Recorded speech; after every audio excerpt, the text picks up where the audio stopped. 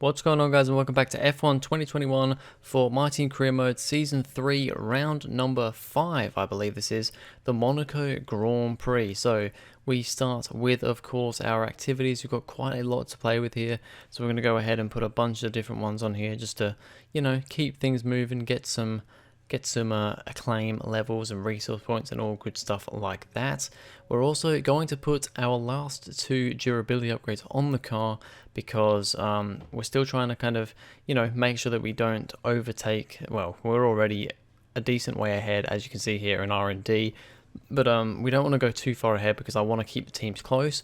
And as you can see there, teams are closing up. Mercedes are actually back into second place. McLaren are now third. I think Red Bull's now fourth, and Ferrari's dropped to fifth. So it's still very close at the top there. But yeah, Ferrari going from being like the quickest car to a fair way down the order. Now going into qualifying, I forgot to change some of my components. So thankfully, I managed to change to some better components before qualifying started, but it meant that I only really had, I think, 1, maybe 2 fast laps. I think it was actually only 1 flying lap around Monaco for Q1, so a little bit scary because, of course, Monaco, a very tricky, terrifying circuit. I'll be honest, I did quite a lot of restarts throughout this whole race weekend because, well, honestly, if I didn't do any restarts, this race would have been over pretty damn soon. So, just had to do the restarts, just kind of had to happen. Q1, to be fair, went actually pretty decently, considering I only did 1 lap. I ended up finishing P14, so we did make it through, only just though. Ricardo, my teammate, goes quickest in Q1, so hopefully he's going to show some good pace here. We make it through, no real surprises going out in Q1 here, both Hasses, both Alfa Romeos, and I think it was Sebastian Vettel in the Aston Martin, so Lance Stroll outperforming Vettel this time out. But yeah, we go into Q2 and had a bit more time to work with here, you know, got a few fast laps instead of just the 1 because of the stuff up that I made, but yeah, thankfully it did all work out, and yeah, Q2 went quite a bit better for me. I was pushing, could push a little bit harder, was just generally getting the flow a little bit better. I mean, it's such a difficult track, Monaco. It's such a scary track, that is for sure. I did end up just getting through P10. Lando Norris gets through on the medium tyres, so that could be interesting for tomorrow. But yeah, once again, both Alpines, both Williams, the other Aston Martin, and Pierre Gasly in the AlphaTauri going out that time. I'm not sure. Sonoda, I imagine, went out in Q1 or Q2 as well, but I didn't quite see that there. So it's kind of your usual top drivers into Q3 here. And yeah, Q3, I'm going to be honest, didn't go as well for me. I mean, you're seeing the full lap here. It wasn't the best lap as I go a little bit too deep going into, I don't know, is this Casino Square? The swimming pool section? I really don't know the corner names and stuff, but the whole very tight twisty section, and we go through the tunnel, wasn't the best through that whole twisty section there for me, but I'd be happy to get P10 here because yeah, my quality pace is never that great as we kind of cut the chicane a little bit there. I don't get a penalty for it, and I've just got to make up as much time as I can as we slightly tap the right wall there, just a little bit. No damage, I don't think, but it is a little bit of a tap on the wall, and that just kind of puts us out of shape for this whole part here. Maybe a little bit too early on the brakes into Rasgas, and then through the final corner. It was not the best lap in the world, and it's not going to be the best time either because it is only going to be P10 for us, but we did at least make it into the top 10 shootout. We're quite a long way behind everyone else. Daniel Ricciardo goes on pole position. I think once again this is the second time he's been on pole this season consecutively, I think. So yeah, let's see what we can do in the race. Formula One returns to Monte Carlo once again today, home to the world-famous Monte Carlo Casino, first opened in 1863. And, of course, a certain road race, first held here in 1929. There's no greater an occasion, no more valuable a win than the Monaco Grand Prix. We already see the lowest average speeds of the season here at the Circuit de Monaco, and they'll be even lower in the difficult conditions today. 19 corners make up this famous 2-mile track, and with the rain, it'll be even harder than usual to get that critical heat into the tyres. Don't be surprised if we see a safety car at some point during the Grand Prix. Now, Anthony Davidson, I wonder, might we be in for some early pit stops today from the midfield teams? teams, all trying to put some pressure on or disrupting things for the leaders up front. If you're in the middle of the pack, you got your own race to run. I don't think they're going to be thinking about causing trouble up front. However, closer to the head of the pack, don't be surprised to see some split strategies. If you're running second and third, for example, bringing one car in for an undercut while leaving the other one out there longer can put a lot of pressure on the leader and maybe force them into an error. Let's run you through the driver grid order for today's exciting race. Daniel Ricciardo has a clear view ahead from pole position, with Charles Leclerc alongside. Moving on to the rest of the grid, we have Verstappen, Giovinazzi, Carlos Sainz, and Hamilton, Perez, Norris, Joe, and Shaw, Gasly, Ocon, Christian Lundgaard, and Bottas, Fernando Alonso, Stroll, Mick Schumacher, and Sebastian Vettel, Tsunoda, Russell, Latifi, and Nikita MAZEPIN. Now, it's almost time for lights out, so let's go down to the track.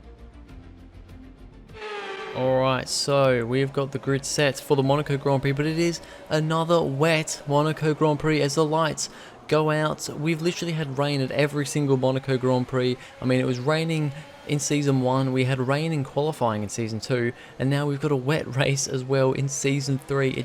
We can't get enough of the rain at this circuit, but we have a pretty good start. We get from 10th, we managed to jump Guan Yu Zhou and Sergio Perez up ahead, and we're up into P8 already. Lando Norris up ahead of us. Now, his strategy of getting through to Q3 on the mediums hasn't really worked out for him because we're starting the race on the full wet tyres. So, I mean, thankfully he got through anyway. That would have been really bad if he didn't, but yeah, it hasn't really worked out the way that Norris, I imagine, would have planned.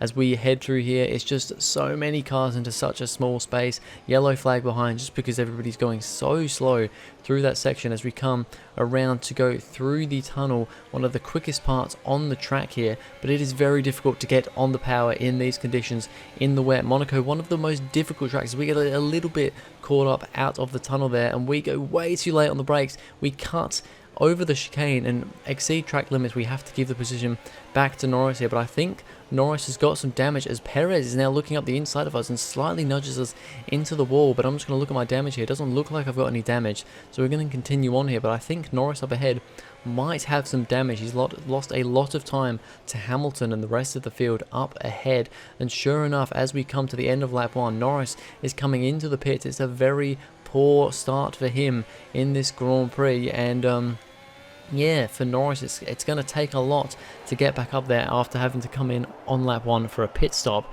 Looking at the start here from the front of the grid, and it's actually not the best start for Daniel Ricciardo, but it is a great start from the home hero Charles Leclerc in the Ferrari, who takes the lead of his home Grand Prix after turn 1, and he is into the lead of the Monaco Grand Prix. He is of course a monogas driver. He would love to come home with a win here. I believe came second or third, I think it was second last season in Monaco, so he would love to bring a win home this time, and it really kind of sucks for our teammate Daniel Ricciardo, who was leading but has been overtaken in turn 1, and I mean, we know how difficult it is to overtake at this track. As we continue on here, the rain does not look like it's looking to ease at the moment.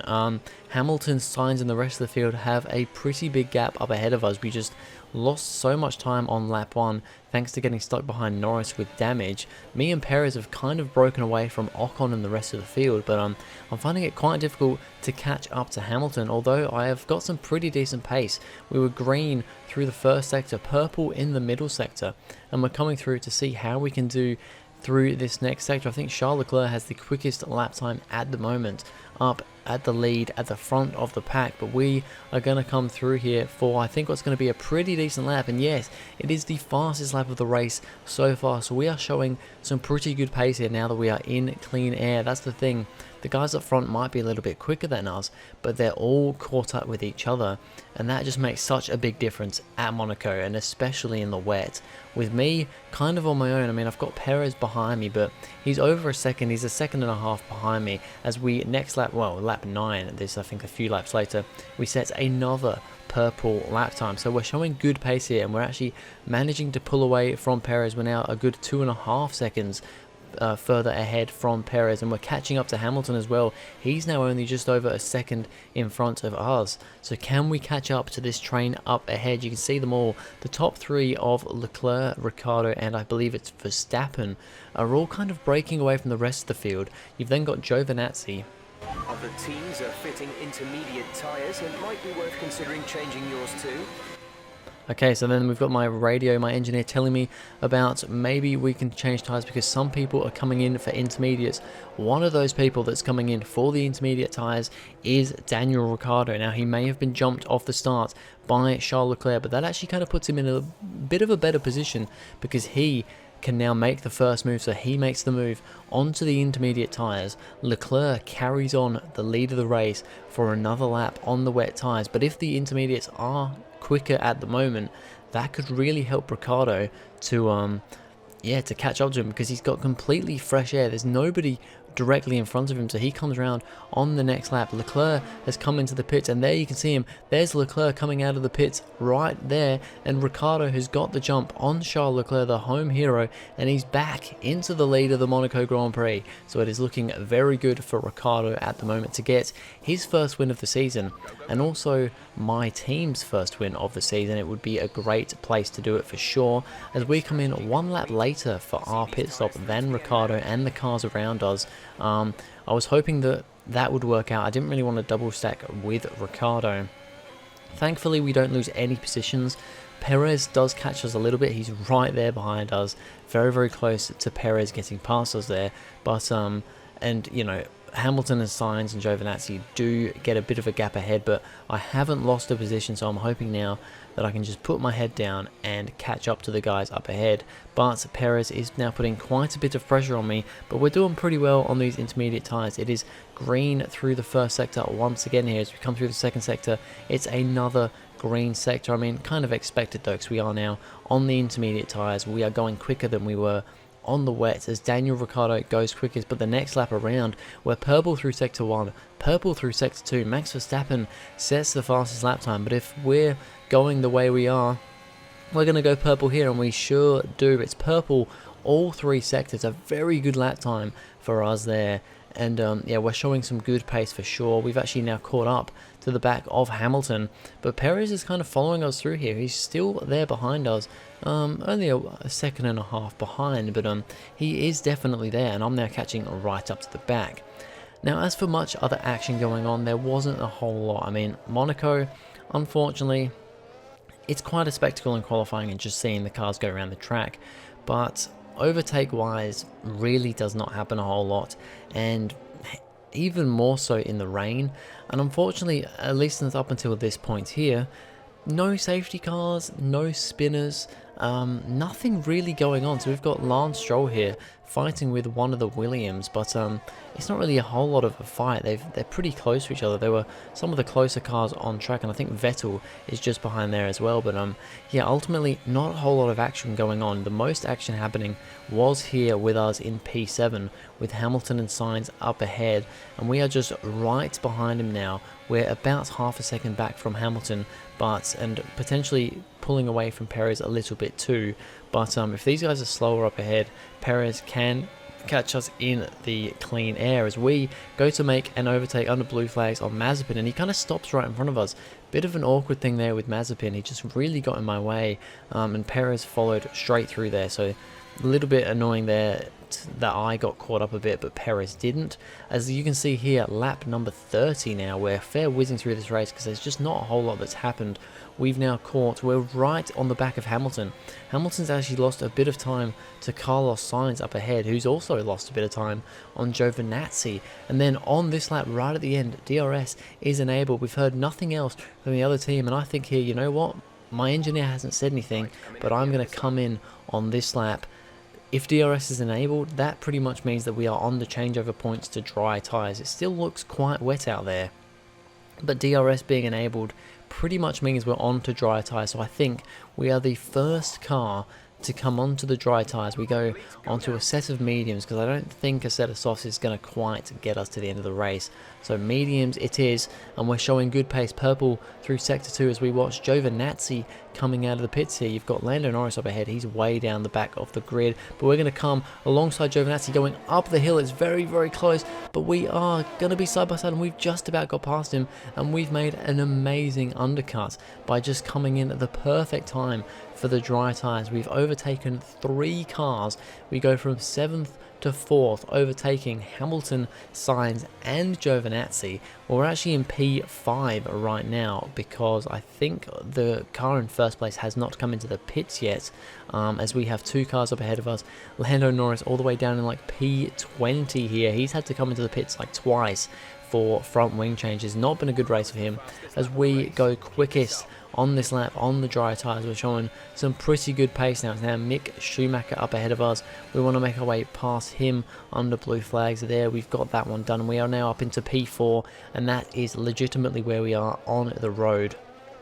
P3 belongs to Max Verstappen here. You can see Charles Leclerc in second, just ahead of him, and then Daniel Ricciardo still leads the race at the moment after the last lot of pit stops. So it's looking good for the Australian driver and of course our teammate to get his first win of the season and the first win for our team.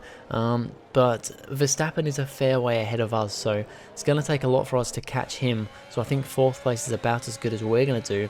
As we look at, I think this is Nicholas Latifi. He's actually in a race battle with Lando Norris here, but there's contact. There's a little bit of contact through going into turn 1 there. Norris makes his way past, but he's given himself even more front wing damage, and this is the 2nd or 3rd time that Norris is going to have to come in for a front wing change. It's been a disastrous race for him. The previous race winner, I'm pretty sure, last time out in Portugal. It's going to be a terrible race for him. As we watch on the last lap here, not a whole lot really happened, but Giovinazzi trying to make his way past me into the final few corners here, but we are going to come through to finish P4 in the Monaco Grand Prix. It was not the most exciting race in the world, but thankfully we just made the undercut work onto the dry set of tyres. Came on a little bit late with the intermediates, but the dry tyres worked out so well for us that we come through for P4. We get driver of the day as well, but I think it's going to be Daniel Ricciardo that comes through to win. It's the first win for our team this season. They've done it then. They've won here in Monaco with an emphatic performance and a victory they can be proud of for years to come. Talk to me, Ant. What was it that set them apart from the competition today? I think that smart tyre management on track and very smooth driving definitely assisted in their victory today. That combination meant they got the absolute maximum out of their tyres at all times. A show-stopping performance from the 3 drivers approaching the podium right now. It's been an interesting Grand Prix, that's for sure. So there we go, Daniel Ricciardo wins the Monaco Grand Prix. It's Mr. Monaco. He's always been very good here, apart from in real life in 2021, of course, with McLaren. But he comes through to win. It's his first race of the season. It's our team's first win of the season. So Ricciardo takes a win before us this season. Home hero Charles Leclerc and championship leader comes home in second, with Max Verstappen back on the podium since round 1 in Bahrain in 3rd. And we come home for P4 just about with that beautiful undercut at the end. Like I said, it's a terrible race for Lando Norris, who finishes P21. Esteban Ocon, the only driver to retire from this race thanks to a mechanical failure. And then in the standings, well, Leclerc still leads the way, but Daniel Ricciardo overtakes us to move up into second. We are in 3rd place. We're actually a fair bit adrift to Ricciardo and Leclerc now, so we've got some catching up to do. Verstappen moves his way back up to 4th, with Giovinazzi up to 5th, and Norris plummeting down to 7th after a terrible weekend this time out. And the Constructors' Championship, not a whole lot of change at the top. Mercedes re-overtake Alpine for P5, but yeah, Mercedes still have a lot of work to do here. They're not having a good season so far, so let's see what they can do. They're a fair way off the top at the moment. But anyway, that's going to be it for this video, guys. Thank you very much for watching. If you enjoyed, please go ahead, like and subscribe, and I'll see you guys in the next video.